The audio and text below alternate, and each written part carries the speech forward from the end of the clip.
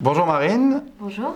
Donc, on va vous expliquer le déroulement de cet entretien pour intégrer notre école.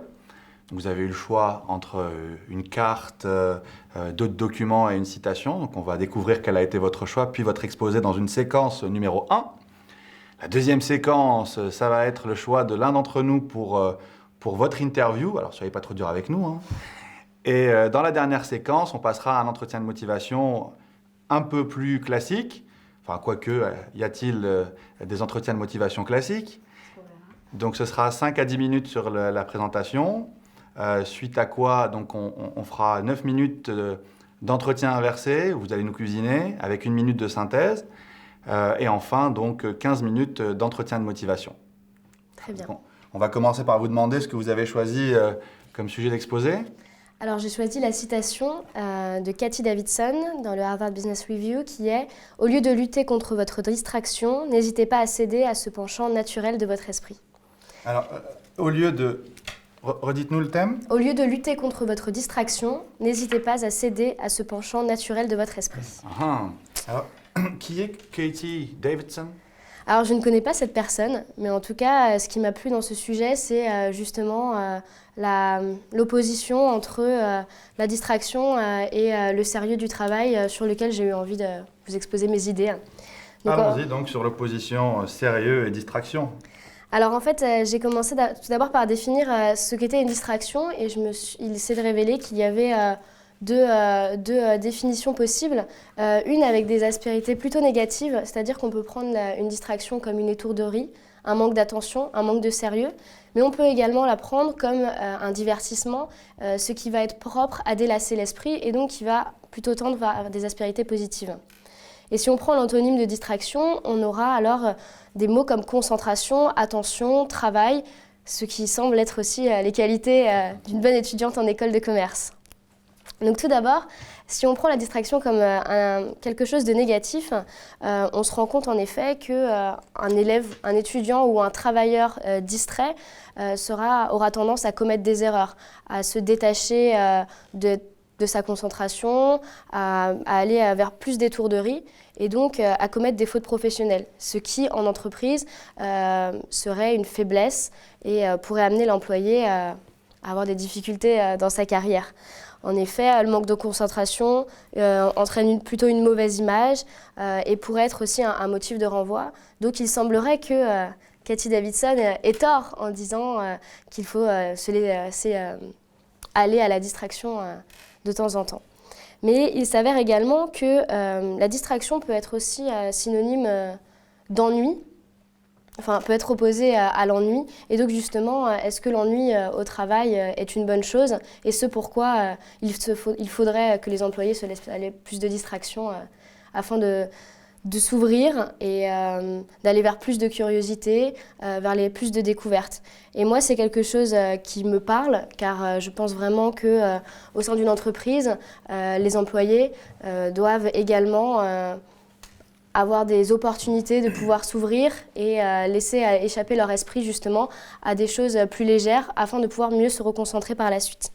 Et c'est ce qu'on voit notamment dans l'utilisation des brainstorming en entreprise, c'est-à-dire que dans des travaux de groupe, on utilise le brainstorming comme un prétexte afin de dévier les esprits du sujet principal pour faire émerger de nouvelles idées. Et c'est quelque chose que j'ai notamment beaucoup utilisé dans des projets de groupe, que ce soit au lycée, dans le cadre des TPE en première, et qui nous ont permis justement, quand on était trop concentré sur un sujet, de partir sur quelque chose de différent pour ouvrir l'esprit et aller être plus curieux. Et également, une distraction est aussi un échappatoire, une façon d'évacuer le stress. Et aujourd'hui, dans un monde où le milieu professionnel est difficile, où nous sommes soumis à beaucoup de pression, beaucoup de stress, c'est également un moyen justement pour les employés d'être heureux et de se lever toujours tous les matins avec le sourire pour aller au travail. Et finalement, en conclusion, je dirais que je suis tout à fait d'accord avec cette citation de Cathy Davidson, notamment de par mon expérience professionnelle. C'est-à-dire que j'ai passé les concours d'école de commerce dans le cadre d'une classe préparatoire, une classe préparatoire économique, où je n'ai pas réussi la première fois à atteindre mon objectif qui était d'intégrer le et tout simplement parce que des fois, trop de travail tue le travail dans le sens où trop de concentration nous empêche de prendre du recul par rapport à ce que nous sommes en train de faire, et notamment sur des épreuves de culture générale qui demandent une réflexion, une problématisation. C'est toujours difficile, quand on est trop rempli de connaissances, de prendre ce recul. Et finalement, aujourd'hui, j'ai décidé de repasser les concours d'école de commerce par le concours Passerelle, car c'était un concours qui me permettait justement de choisir notamment une option par rapport à ma spécialité qui était le marketing que j'ai choisi, et également de prendre plus de recul par rapport à cette expérience. Mais j'aimerais quand même nuancer cela par le fait que si aussi je suis là aujourd'hui devant vous, c'est parce que j'avais eu cette première expérience des concours et que finalement on ne peut se laisser aller à la distraction que quand aussi notre sérieux est assuré derrière. Merci Marine. Merci. Donc distraction, j'ai noté que vous faisiez des brainstorming au collège, au lycée. C'est ça. Donc vous demandiez à vos camarades, allez on brainstorm. Je ne sais pas quelle collégienne ou lycéenne vous étiez, mais ça m'étonne tout ça. En fait, ça vient de ma professeure d'économie qui était également une professeure d'économie en école, en classe préparatoire et aussi au sein d'écoles de commerce parisiennes. Et donc du coup, qui nous avait donné ce genre de petites astuces pour nous permettre de mieux travailler en groupe, de aussi permettre à chacun de pouvoir s'exprimer sur des personnes qui sont des fois un petit peu plus timides, qui n'osent pas entrer dans la conversation. Donc là, ça permettait de faire un tour de table, déjà de faire émerger des idées différentes et voilà, surtout de s'ouvrir d'esprit, de ne pas non plus rester que dans un angle, parce que c'est vrai qu'en première ou en terminale, on n'a pas forcément la connaissance du monde et l'expérience pour se dire je suis sûre que c'est cet angle qu'il faut prendre sur tel ou tel sujet. Donc là, ça permet vraiment d'ouvrir le sujet et les esprits et d'une manière assez ludique. Donc ça m'avait beaucoup plu et ça m'avait marqué.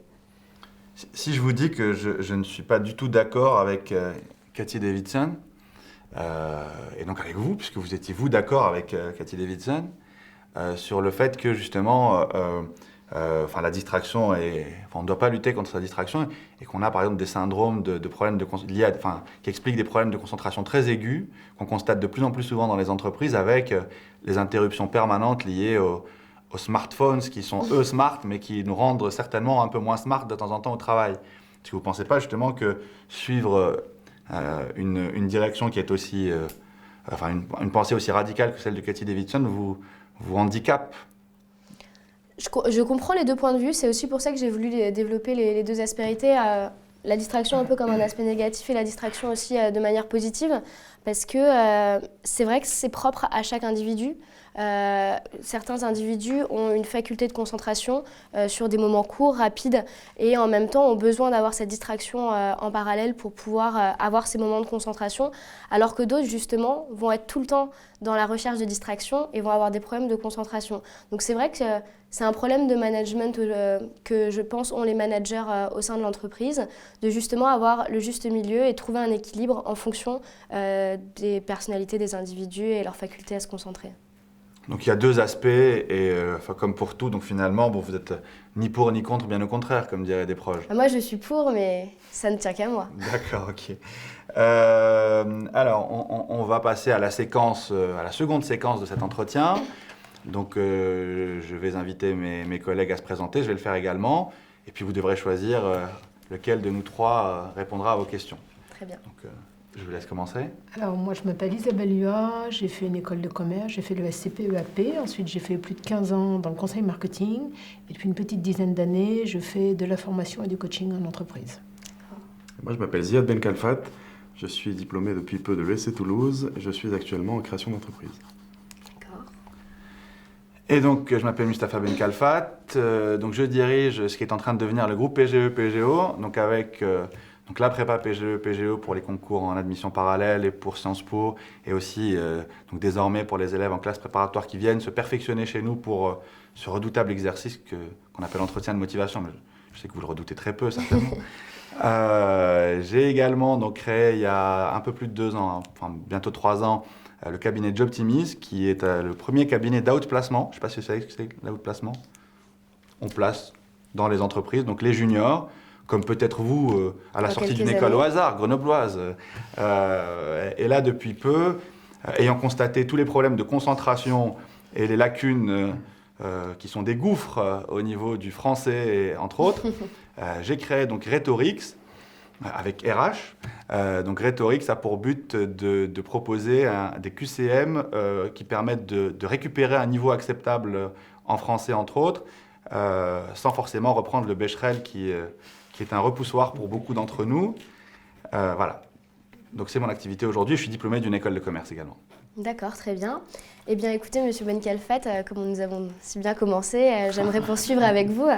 Tout d'abord, j'aimerais savoir qu'est-ce qui vous a donné l'envie de créer cette entreprise et surtout depuis combien de temps vous l'avez créée? À quel moment ça vous a donné envie? Alors laquelle? PGE, ce qui me semble que c'est la première qui a été créée. Alors PGE, je l'ai créé à la fin de ma première année d'école de commerce. Donc à la fin de la première, début de la deuxième. Donc l'idée a germé à la fin de la première. Je suis ensuite allé travailler dans un groupe de soutien scolaire pour voir comment c'était géré. Et j'ai trouvé que c'était dans mes cordes. Un peu audacieux le garçon, mais je pense que c'est le cas de beaucoup de candidats aujourd'hui. Donc j'ai monté PGE, qui était d'abord le premier organisme qui était spécialisé exclusivement dans la préparation des oraux. Donc ça s'appelait Prépa Grand Oral à l'époque, d'où le nom barbare, PGO, c'est Prépa Grand Oral. Et donc j'avais 22 ou 23 ans. Et l'idée m'est venue, je pense comme à peu près tous les entrepreneurs, constater qu'il y avait un manque énorme dans un domaine, constater qu'on avait les capacités organisationnelles et humaines pour y répondre et se lancer. Donc c'est comme ça que j'ai procédé. D'accord. Et du coup, vous avez fait ça seul ou en partenariat avec d'autres personnes qui avaient peut-être plus d'expérience que vous?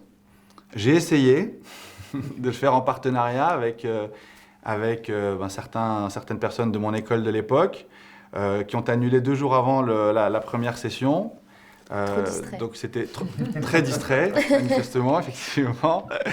Et ensuite, j'ai fini par être enseignant par la force des choses. Donc c'est la plus belle expérience de ma vie. Mais au démarrage, j'avais pensé comme vous.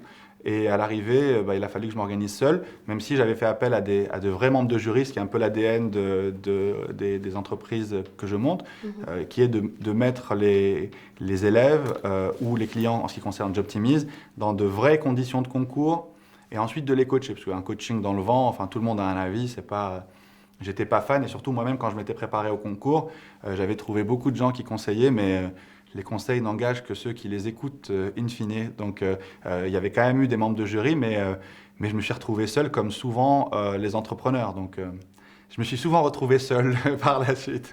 Et aujourd'hui, vous diriez que vous avez plutôt réussi. Est-ce que ça a été un succès, justement, de monter cette entreprise face à des grandes boîtes de préparation au concours qui avaient déjà leur place depuis plusieurs années sur le marché? Alors, je vais vous faire une réponse de Normand, parce qu'il ne faut pas dénigrer la concurrence. Le plus important dans mon métier, ce que je préfère dans le métier de la préparation au concours, c'est qu'on sait si on a bien bossé ou pas. Les résultats des élèves nous permettent de savoir si on a été bon ou pas. Alors, le côté négatif, c'est que je repasse les concours chaque année et je les repasse 1000 fois. C'est terrible. Et donc, vu qu'on les connaît tous, qu'on a discuté avec eux, qu'on les a tous coachés, un échec, ça ne me permet pas vraiment de... J'ai beaucoup de mal à accepter les échecs, mais il y a aussi, puisqu'on a la chance d'avoir 96% de réussite et d'élèves qui fonctionnent très bien, il y a aussi la joie de contribuer à succès et puis de voir qu'on a bien bossé. Maintenant, c'est mon credo numéro 1, c'est mon mantra même en tant qu'entrepreneur. Quelles que soient les structures que je monte, je compte sur l'excellence systématiquement.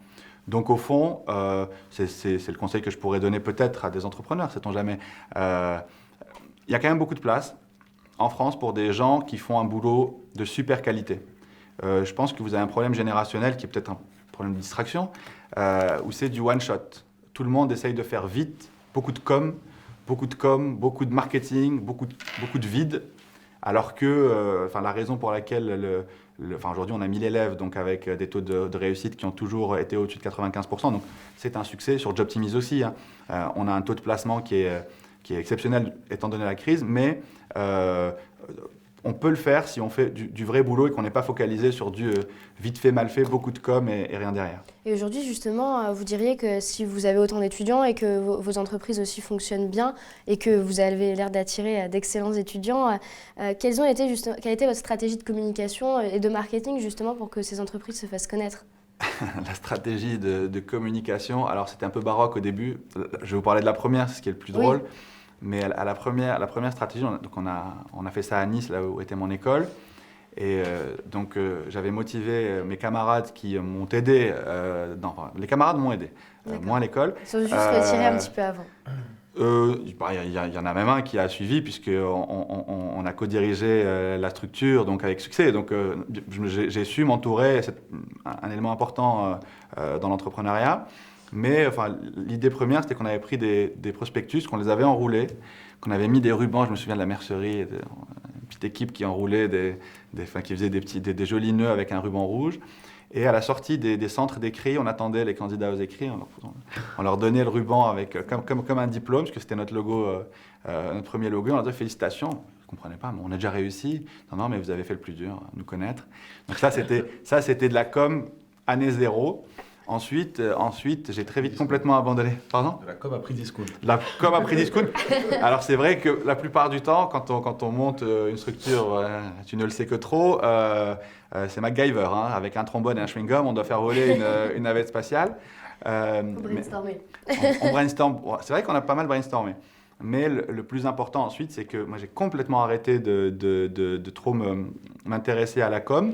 Ou en tout cas, j'ai orienté sur une com excellence. C'est-à-dire que, par exemple, au lieu de faire de donner des flyers qui disent qu'on est les meilleurs, je préfère faire des vidéos sur les déroulements, sur l'organisation. Enfin, le plus important, enfin, vraiment, je l'ai dit, c'est mon mantra, c'est tout autour de l'excellence. On donne à voir notre excellence. Par exemple, on n'a pas de journée portes ouvertes, mais on a des journées où les gens viennent assister à des bouts de cours.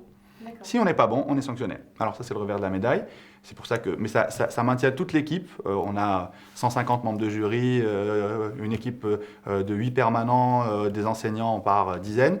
Mais c'est important au niveau de l'ADN. Donc pour un entrepreneur, c'est vrai qu'on doit veiller à... Enfin, au début, je pensais que c'était un peu du flan, ces histoires de valeurs, d'entreprise. Mais j'avoue que le corporate spirit existe. Ouais. Et c'est la charge du numéro 1 de l'équipe de maintenir ça et de vérifier qu'on ne dévie pas, surtout quand on commence à avoir un peu de succès. Et du coup, finalement, donc vous êtes fait connaître du coup plus, donc pas les portes ouvertes, mais la possibilité justement d'assister à des cours. Et du coup, l'Internet, ça a été finalement le média qui vous a le plus permis de vous faire connaître ? Alors, est-ce qu'Internet a été le média qui nous a plus permis de nous faire connaître ? Internet, ça a été nécessaire avec Google AdWords, puisqu'on paye des fortunes en référencement Google AdWords, puisqu'on a un nom barbare. Et quand mon Surtout père... les sigles, c'est toujours difficile. Quand j'ai compris, moi je me dis PGEO, bon ça doit être jouable, mais quand je me suis aperçu que mon père n'arrivait pas à le dire, que ma mère non plus, que c'était PGA, PGI, que dans mes amis il y avait un problème, bon là j'ai compris que j'avais fait un choix de nom. Qui était un choix qui allait être difficile à assumer financièrement, ce qui est le cas, puisque en fait, c'est vrai qu'au niveau d'Internet, on est handicapé parce que c'est pas un nom qu'on retient facilement. Donc, pourquoi vous ne l'avez pas changé du coup ? Parce que c'est compliqué de changer un nom. C'est juridiquement qu'il y a des difficultés Non, pas juridiquement, mais les gens... déjà, il y a une cote affective des élèves. C'est-à-dire que si on change le nom de votre lycée, ça vous fait un pincement au cœur. Et nous, on a des liens très très forts avec nos anciens. Alors ils sont très nombreux, mais ma fierté, c'est d'avoir réussi à faire de la haute couture de masse. Donc on les connaît. Et puis il y a une atmosphère de solidarité qui est bonne. Enfin, je pense que ça aussi, au niveau de l'entrepreneuriat, c'est un petit plus. On n'est pas obligé toujours de faire du neuf systématiquement. On peut faire du neuf avec du vieux. Et ayant grandi en Algérie et fait mes études en Algérie, il y avait des méthodes pédagogiques inspirées par la France, mais des années 50. Et par la rigueur, la discipline, le don à des journées qui commencent à 8h, qui finissent à 22h. Quand au bout d'un moment, je vois qu'il ne rouspète plus, qu'il ne proteste plus quand le stage intensif porte bien son nom, là je me dis que j'ai bien fait mon boulot. D'accord, très bien. Je ne sais pas trop où on en est au niveau il nous reste encore 1 minute, donc une dernière question peut-être. Écoutez, vous avez répondu à peu près à toutes mes questions. Je pourrais peut-être du coup faire un petit résumé de ce qui est ressorti de cet entretien. Vous avez 1 minute. Alors tout d'abord, finalement, ce qui vous a donné envie de créer votre entreprise, c'est justement l'envie de sortir du moule et aussi la possibilité justement d'enseigner à votre façon, selon votre pédagogie. Et les difficultés, ça a été tout d'abord savoir s'entourer des bonnes personnes, également se faire connaître. Et aujourd'hui, finalement, ce qui fait la force de votre succès, c'est surtout ces personnes grâce à qui vous êtes entourés et le lien que vous avez réussi à créer avec vos élèves qui crée un véritable réseau qui est aussi une des forces d'une école de commerce comme le SC Grenoble. Alors, vous avez lu entre les lignes, mais j'avais pas l'impression d'avoir répondu sur ces thèmes-là, donc vous me troublez. Mais pourquoi pas, si vous le dites. Donc, on passe à la séquence numéro 3. Et donc, on est en entretien de motivation classique et on va vous proposer de vous présenter. Et donc, on vous laisse le temps nécessaire, pas 15 minutes quand même, mais le temps nécessaire pour nous dire quelques éléments sur votre parcours. Très bien. Donc, je m'appelle Marine Canon, j'ai 21 ans. Je suis originaire de région parisienne de Mantes-la-Jolie dans les Yvelines. J'ai effectué 2 années de classe préparatoire à l'Institut Stanislas de Cannes en voie ECE, donc économique. J'ai ensuite poursuivi mes études à la faculté d'économie-gestion de Nice Sophia Antipolis dans le but de repasser les concours d'école de commerce donc en admission sur titre 1 et par le concours passerelle pour le je pratique la danse depuis l'âge de 5 ans. J'ai suivi une formation de danse moderne qui est la formation Irène Popart et j'ai été ensuite diplômée en danse contemporaine du Conservatoire de danse des Yvelines. J'ai également un grand intérêt pour le sport, en particulier le football et le rugby, de par la culture qui m'a été intégrée par mon père, et également pour le cinéma contemporain. J'ai été membre au lycée d'une association qui s'appelle Éveil Matin, qui avait pour but de venir en aide scolairement à des enfants du quartier du Val-Fouré à Mantes-la-Jolie. Donc ça me prenait une après-midi par semaine où j'allais dans un local aider des enfants à l'éveil et également à faire leurs devoirs. J'ai eu également la chance de faire un stage au sein d'une rédaction d'un journal local qui s'appelle Le Courrier de Mantes durant un mois où j'ai pu découvrir le fonctionnement de la rédaction d'un journal. Et j'ai fait un job étudiant au sein d'une agence immobilière depuis 3 ans, pendant 2 mois l'été. Et aujourd'hui, j'espère vous convaincre de ma bonne place au sein de l'ES en septembre prochain. Alors justement, pourquoi notre école ? Alors, pourquoi le Parce qu'elle se définit comme l'école de la technologie culturelle. Et c'est les 2 adjectifs que j'ai envie de retrouver dans mon futur professionnel. J'ai toujours été attirée par les nouvelles technologies et par la culture. Donc c'est quelque chose que j'aimerais mélanger dans l'avenir. Également, c'est une école qui a été créée par les entreprises et pour les entreprises. Et je pense qu'aujourd'hui, le but de tout étudiant qui veut rentrer en école de commerce et d'être embauchable et embauché à la sortie. Et donc, c'est finalement les relations privilégiées qui ont été nouées avec les entreprises qui m'attirent. Je propose également des parcours différenciés qui m'intéressent, notamment le parcours en anglais, The English Track, et également le parcours entrepreneur associatif qui me permettrait également de me donner à fond sur un projet et également développer de nouvelles compétences managériales au sein d'une équipe et sur un projet qui me tiendrait à cœur. Donc c'est voilà les raisons essentielles de ma présence ici. Vous avez parlé de management technologique et de cette attirance vers tout ce qui est technologie. Et votre parcours ne reflète pas trop ce penchant pour la technologie. Pas encore, mais c'est surtout une curiosité personnelle en fait, plus qu'une vraie compétence, une vraie connaissance. Donc c'est une vraie curiosité. J'ai toujours été attirée par la nouveauté, par l'internet, le développement des smartphones, etc., les médias, tout ce qui peut être fait autour de ça. Et c'est pour ça que dans le futur, j'aimerais vraiment me diriger vers le web, travailler dans un domaine qui recoupe justement les nouvelles technologies. Sans que ce soit le côté ingénieur vraiment technique en fait. Pourquoi ? Parce que j'avais jamais été attirée par les matières scientifiques, donc j'étais très littéraire et j'aimais beaucoup l'économie. Donc tout de suite après le lycée, après avoir fait un bac économique et social, je me suis dirigée vers un enseignement qui restait pour moi encore pluridisciplinaire au sein d'une classe préparatoire. Une faculté en économie, ça me continue à me plaire. Au sein de la faculté, j'ai également fait un électif en digital média, donc qui m'a permis aussi de voir un petit peu les métiers que pouvait offrir, les opportunités que pouvait offrir ce milieu qui est le digital média. Et Et voilà, donc ça a été plus une curiosité. Et finalement, ingénieur, c'était pas trop ce qui me plaisait. J'avais besoin de plus d'ouverture sur le monde à mes yeux. Vous êtes un peu conformiste. La jeune fille qui fait une prépa, théorique, bonne élève, j'imagine. Ensuite, elle fait la fac en éco, continuité, un peu frileux. Ensuite, là, elle vient au sein de notre école elle nous parle de nouvelles technologies. Comme par hasard, il paraît qu'on est un peu orienté vers les nouvelles technologies, mais pas de recul ou pas d'expérience particulière dans le domaine. Les sentiers battus, vous aimez ça, non? À la base, c'était pas mon premier choix. Moi, j'ai toujours voulu faire de ma vie quelque chose qui était relié à la passion. La danse a pris une part importante dans ma vie jusqu'à l'âge de 16 ans. J'envisageais de devenir danseuse professionnelle. Donc, en termes de conformisme, intermittent du spectacle, c'est pas ce qu'il y a de mieux aujourd'hui. Mais malheureusement, un accident de ski et les croisés du genou ont fait que ça a mis un terme à cette carrière un peu morte-née. Mais aujourd'hui, c'est pas une frustration parce que ça reste un loisir et une passion que je garde au fond de moi et de magnifiques expériences que j'ai pu vivre et des rencontres. Et ensuite, je me suis dirigée vers le journalisme. C'est quelque chose qui m'avait toujours portée depuis très jeune. C'est aussi pour ça que le milieu des médias m'attire encore aujourd'hui. Et finalement, l'expérience que j'avais eue au sein de mon stage dans la rédaction, on m'avait dit que c'était pas forcément une école de journalisme qui était la plus adaptée pour réussir dans le milieu et qu'il valait mieux que je me concentre sur quelque chose de plus général, comme l'économie, comme le sport, comme n'importe quelle matière qui pourrait m'intéresser pour développer cette ouverture d'esprit, cette curiosité et aussi se spécialiser dans un domaine plutôt qu'une école de journalisme qui va plus nous apprendre les techniques et le fonctionnement du marché. C'est important ça, les techniques. Tout à fait.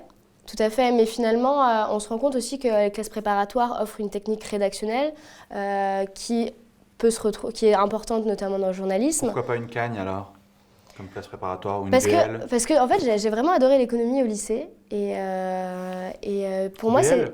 Une prépa BL pour l'école normale supérieure en économie, c'est techniquement au-dessus. Oui, mais j'avais pensé que l'école de commerce m'offrirait plus de possibilités. J'étais pas encore sûre de moi de vraiment faire ce métier-là. Et donc j'avais peur de trop m'enfermer, soit dans le professorat, journalisme, écrivain, etc. Et ça, pour moi, ça manquait encore de liberté et d'opportunités pour moi pour la suite. Donc c'est pour ça que j'ai décidé de faire une école de commerce. D'accord. Et dans 10 ans, vous vous voyez comment? Dans 10 ans, j'aurai donc 31 ans. J'espère déjà être diplômée d'école de commerce, d'avoir commencé une carrière qui m'intéresse, dans le milieu qui m'intéresserait, en tout cas dans lequel je me sentirais épanouie. J'espère être mariée, avoir 1 ou 2 enfants, idéalement. Un labrador. Un labrador. J'adore les animaux, hein, mais c'est très conformiste, je sais. Ah oui, là vous nous mais faites... est-ce qu'il y a du mal finalement? Un peu plus de détails sur le projet professionnel, sur le job de vos rêves, sur la position de vos rêves. Alors déjà, j'aimerais avoir une expérience professionnelle à l'étranger, mais pas forcément être dans 10 ans à l'étranger. Je me sens assez bien en France et proche du monde qui m'entoure, et donc j'aimerais rester travailler ici. J'espère à 31 ans avoir un début d'idée de création d'entreprise, parce que j'aimerais vraiment acquérir de l'expérience dans le monde des médias, dans le digital, que ce soit en agence, en régie publicitaire, pour justement me faire mon expérience et pourquoi pas moi aussi créer ma propre structure. Donc j'espère qu'à cet âge-là, j'aurai au moins une idée assez concrète pour pouvoir commencer à me lancer et à évaluer les risques, à construire une bonne stratégie à ce propos. Donc en agence jusqu'à 31 ans? Non, pas forcément. Je pense que c'est des rencontres que j'ai pu faire avec des professionnels de ce milieu, notamment grâce à mes stages ou des personnalités que j'ai pu rencontrer. Je me suis rendu compte que c'était un milieu très décloisonné. Et c'est aussi pour ça que ça me plaisait. C'est un petit peu l'opposé du conformisme aussi. Donc je ne suis pas que conformiste. C'est le fait de pouvoir justement occuper plusieurs positions dans différentes structures. Finalement, le marché de la publicité est très large. Vous avez vraiment des positions plus stratégiques, de conseil, de création, de commercial. Et on peut vraiment sauter d'une place à l'autre en fonction du développement de ses capacités. Et c'est ça aussi qui m'attire. C'est aussi un challenge de pouvoir justement visualiser tous ces postes, développer de nouvelles compétences à chaque fois et jamais stagner dans un métier en particulier. Donc c'est cette transversalité du métier qui vous plaît? Tout à fait. D'accord, donc pas de position fixe? Non, non, j'aime un secteur, un domaine. Voilà, ce qui m'attire, c'est la communication, le marketing, les médias. Donc j'ai vraiment une idée globale, mais pas encore assez précise, je pense. Et Et c'est aussi comment on se sent dans une équipe, comment on se sent dans une entreprise qui font qu'on reste ou pas et qu'on utilise cette transversalité plus ou moins. Vous aimez travailler en équipe ? Oui, tout à fait. Et pourtant, c'était pas gagné au début parce que la danse, c'est un sport solitaire. Je suis fille unique, donc j'ai jamais eu la possibilité de partager au jour le jour la vie quotidienne avec d'autres personnes de mon âge. Donc, c'était pas forcément ce à quoi j'étais enclin plus jeune ou ce à quoi j'ai été éduquée pendant mon enfance. Et finalement, c'est quelque chose qui est venu assez naturellement parce que le fait justement de faire beaucoup de loisirs en solo, on va plus rechercher justement dans d'autres domaines la compagnie justement d'autrui. Et moi, c'est quelque chose qui me plaisait. Et finalement, les TPE dont je vous ai parlé tout à l'heure, ça a été ma première expérience en groupe et j'ai vraiment adoré. Je travaillais avec 3 garçons. Les garçons avaient l'air plutôt distraits par rapport à moi. Et j'ai bien aimé justement prendre le lead là-dessus, essayer de les motiver, organiser, monter des projets. Et depuis, ça a toujours été quelque chose que j'ai réitéré, que ce soit au sein de la classe préparatoire. Je faisais partie du comité d'organisation du bal de fin d'année, ce genre de choses. Et voilà, j'aime bien monter des projets et un bal organiser de fin d'année. des choses. Exactement. Et donc, dans le groupe, vous voyez plutôt leader, c'est ça? Oui, plutôt. Et si vous avez un autre leader? Si Non, un autre leader qui se démarque dans le groupe, S'il y a un autre leader, ça posera pas trop de quelle soucis serait votre parce que réaction et comment vous le vivriez finalement? ça me gênerait pas parce que je prends pas le leader comme quelqu'un qui doit être le leader n'est pas forcément le meilleur. Je pense que c'est pas celui qui a forcément la meilleure idée, mais c'est celui qui va réussir à réunir un petit peu l'équipe et à être source de motivation et à cadrer un petit peu les choses, à organiser, à créer vraiment, comme vous disiez tout à l'heure, un esprit un petit peu de groupe. Et ça, c'est important. Et si un autre leader, justement, se démarque, ce sera, je pense, positif, dans le sens où ça fera toujours émerger de nouvelles idées. Et ce sera quelqu'un aussi qui essaie d'imposer ses idées nouvelles. Donc ça mettra aussi en confrontation différentes idées, ce qui est plutôt une bonne chose. D'accord. Donc vous n'êtes pas un leader totalitaire? Non, pas du tout. Alors, Marine, qui aime la distraction mais qui est un peu conformiste, pourrait-elle nous étonner? Vous étonner, hein. Ah, je sais pas ce qui pourrait vous étonner. Je dirais que ce qui pourrait vous étonner, c'est que j'ai réussi à danser avec l'assistante du chorégraphe Kamel Ouali une fois pendant des vacances en Corse. J'étais au sein d'un club avec une amie à moi qui était danseuse comme moi du conservatoire. Et ils nous ont vus un jour danser dans un coin parce qu'il y avait une troupe qui dansait à côté. Et on a réussi à être intégrés à la troupe et il m'a proposé de monter sur scène pour danser une de mes créations. Et ça a été une fierté et Kamel quelque Ouali chose... oui, non, l'assistante Kamel Ouali. Non. C'est déjà pas mal. Kamel Ouali ne faisait pas encore des cours de danse en Corse à l'époque. Mais pour moi, ça a été étonnant et ça a étonné aussi mon entourage. Donc, Est-ce que ça nous étonne? est-ce que ça vous étonne? Est-ce que ça nous Oui, étonne? ça démontre un peu le niveau de danse de mademoiselle. Oui, C'est une preuve, d'accord. C'est vrai, alors ok. C'est vrai que ce serait difficile là de vous faire une démonstration, donc je ne peux que vous étonner de ça. Ah, on a compris que vous étiez fait les croisés, donc c'est vrai que on va pas vous embêter là-dessus. Et comment on réagit quand... Est-ce qu'on a le droit d'aller faire du ski quand on veut faire une carrière dans la danse alors qu'on sait que le ski c'est quand même traumatisant pour les articulations? C'est la première chose que m'a dit ma professeure avant de partir. Elle m'a dit surtout ne te casse rien au ski. Et voilà, ça a été l'année où je me suis brisé les croisés. Ça a été une année en plus où, juste avant justement ce séjour au ski, j'avais été prise pour un spectacle son et lumière avec le metteur en scène de la cérémonie d'inauguration de la Coupe du Monde 98. Voilà. Ça, c'est étonnant. Voilà. Plus étonnant que l'assistante. Mais voilà, c'était pour regarder un petit peu sous le pied et vous en donner un petit peu après. Ça marche. Donc voilà, donc du coup, c'était un gros spectacle. J'avais que 15 ans à l'époque, ils prenaient que des personnes majeures normalement. Donc on avait fait un gros casting, je me rappelle, c'était sur la bande originale de Requiem for a Dream, qui est une musique mélange de classique moderne, contemporain, assez qui prend vraiment les émotions. Et on avait été prises et malheureusement, le ski a fait que c'est tombé à l'eau. C'est aussi pour ça que j'ai pas persévéré, j'ai continué la danse, j'ai continué à faire de la scène, à faire de la création. Je continue encore aujourd'hui. J'ai notamment fait un électif à la faculté de Nice en danse contemporaine où je me suis retrouvée avec des filles qui venaient un petit peu partout de France et même de l'étranger, avec qui j'ai pu vraiment échanger. Et, donc voilà, mais Dance, connecting people, quoi. c'est ça. D'accord. C'est un moyen Requiem d'expression. for a Dream est un film sur les addictions. C'est ça. Est-ce que vous avez une addiction? Est-ce que j'ai une addiction? Le Nutella, ça marche pas. Ah, mince. Avouable. J'ai une addiction au cinéma. J'y vais toutes les semaines. J'ai un abonnement en fait illimité. J'y vais toujours. En fait, ça vient, je pense, de mes parents qui avaient une collection mais impressionnante de cassettes vidéo à l'époque. VHS. Voilà, exactement, enregistrées à la télé. Et très jeune, ils m'ont fait voir des films, les classiques un petit peu. C'est quoi les classiques? Les Rocky, classiques, Top non, Gun. les classiques, les Top Gun, Le Parrain, Scarface, ce genre de choses, voilà. Et même les Dirty Dancing. Ça a été aussi pour ça que la danse m'a fait rêver très, très petite. Si vous continuez à nous parler de danse, on va vous faire danser. J'ai besoin d'un partenaire, alors vous serez obligé de venir avec moi. Alors c'est bon, on va pas vous faire danser finalement.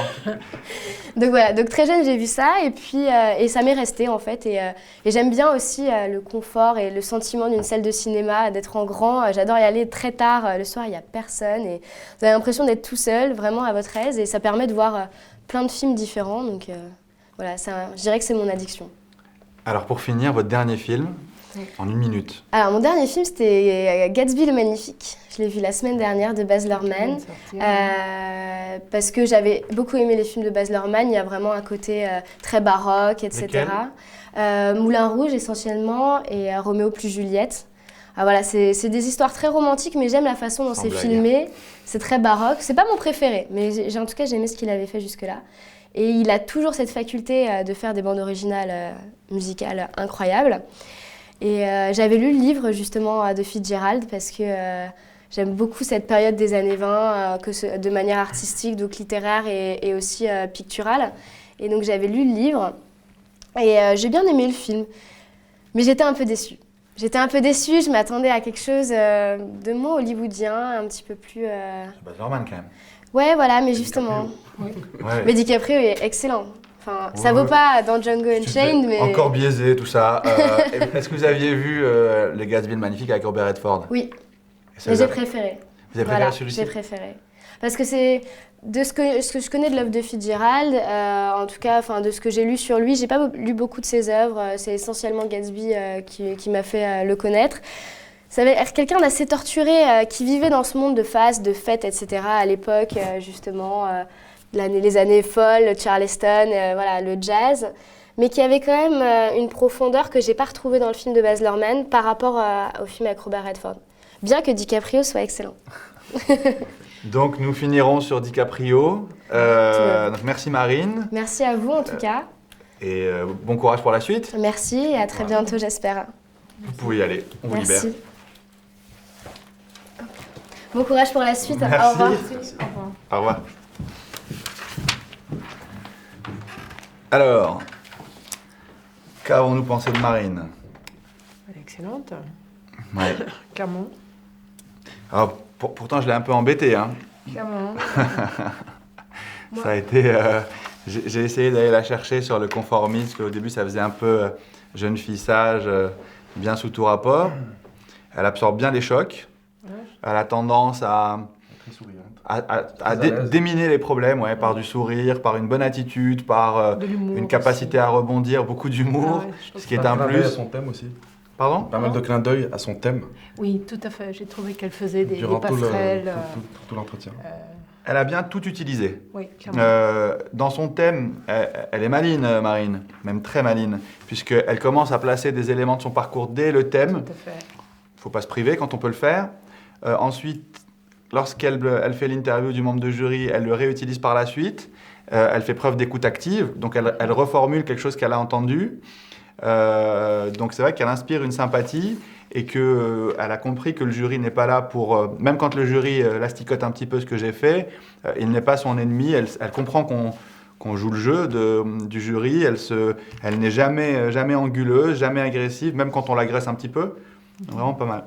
Oui, je trouve qu'elle elle donne beaucoup d'exemples, c'est étoffé. Enfin, on sent qu'il y a la forme, mais il y a aussi le fond. Hein, quand tu as commencé à gratter un petit peu sur les films, clairement toute la culture cinématographique, elle est là. Oui, oui, on voit que... Et toi qui es sur la même ligne professionnelle qu'elle, comment tu l'as trouvé sur les nouvelles technologies? Elle t'a convaincu? Sur les nouvelles technologies, j'ai pas trouvé que ça... Enfin, c'était assez superficiel. Tout le monde utilise un smartphone, tout le monde va sur les réseaux sociaux, tout le monde se documente plus ou moins par la presse quotidienne. Et je m'attendais un peu plus de maturité et de réflexion sur ce que pouvait lui apporter l'école et le côté technique. Sur le côté technique, elle était pas géniale. Par contre, je sais pas ce que tu en penses, mais c'est plus sur par exemple, agence de com, elle maîtrise. Pub, agence de com, ça avait l'air mieux. Mais c'est un peu contradictoire. Elle voulait aller vers la technologie, mais ne pas s'impliquer totalement dans la technologie. Ouais. Bon, elle est pas, techniquement, elle est en dessous. Bon, après, elle a 21 ans. On espère quand même que les écoles leur servent aussi à grandir de ce point de vue-là. Je sais pas si elle aurait dû... C'était bien préparé. Oui, elle a dit qu'elle était curieuse, du coup, que même si elle n'y avait pas beaucoup, enfin, qu'elle avait envie de le découvrir, donc bon, moi, ça m'a pas choqué outre mesure, en fait. Mais dans l'ensemble était cohérent. Oui, toujours cohérent. Le parcours, les hobbies, fille unique, mais qui s'implique dans des associations, à aller aider les enfants à faire leurs devoirs. Oui, j'ai trouvé que c'était bien construit, logique. Je trouve qu'elle a une diction, c'est très agréable de l'entendre parler. Hein, parfois, il y a les candidats où ça coince, là, ça coule, c'est fluide. Oui, elle est sympa. On se dit qu'on aimerait travailler avec elle, clairement. Que c'est quelqu'un avec qui on prendra plaisir à mener des projets, que, enfin, on ferait bien le 4L Trophy avec elle, par exemple. C'est le genre de personne qui a l'air bien. Donc si on peut être dans une petite voiture pour faire un 4L Trophy, un rallye dans le désert, a fortiori dans une petite entreprise, ce serait bien. Donc elle a le profil. Dans 10 ans, qu'est-ce que vous verriez faire ? Là, je trouvais que... ça tenait pas trop la route. Oui, c'était... Oui. Ça ne vend pas du rêve, en tout cas. Hein. Oui. Il n'y a pas de rêve, c'est pas bon, elle va avoir Sachant 2 enfants. Je lui ai demandé le scénario idéal. Oui. Ouais. Enfin, je lui ai demandé un peu de rêver, de me faire rêver. Voilà. C'était de la réponse... un peu stéréotypée. Oui, et c'est pour ça que tu as creusé d'ailleurs, en me demandant le secteur. Effectivement. Non, bon, c'est quand même une excellente candidate sur un entretien qui a été un peu musclé, elle s'en est bien tirée. Donc ouais, excellente candidate, je ne sais pas ce que vous en pensez, mais évidemment, on les prend... Ouais, c'est vraiment le genre de candidat que les écoles attendent. Parfait, bon, bravo Marine.